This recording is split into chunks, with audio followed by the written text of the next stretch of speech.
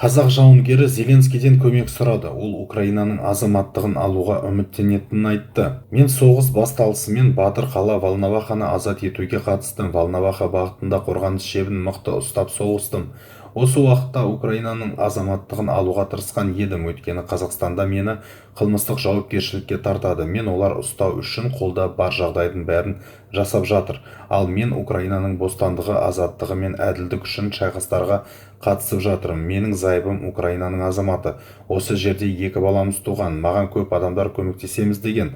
Алайда ешкім ешнәрсе істей алмай отыр. Мен заңды тұрғыда қорғалғым келеді, бірақ бәрі бос сөз күйінде қалып жатыр.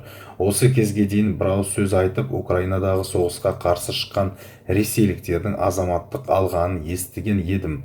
Ал Украина үшін өміріне қауіп-қатер төндіріп соғысып жатқан адамдар азаматтық тұрмақ, әскери билет те ала алмай жатыр. Сондықтан мен сізден басқыншыларға қарсы соғысу үшін азаматтық алуға көмектесуіңізді сұраймын, дейді ол. Ол сөзінің соңында Қазақстанның арнайы қызмет органдарының қолына түспеуі үшін Украинаның азаматтығынан үміттенетінін атап өтті.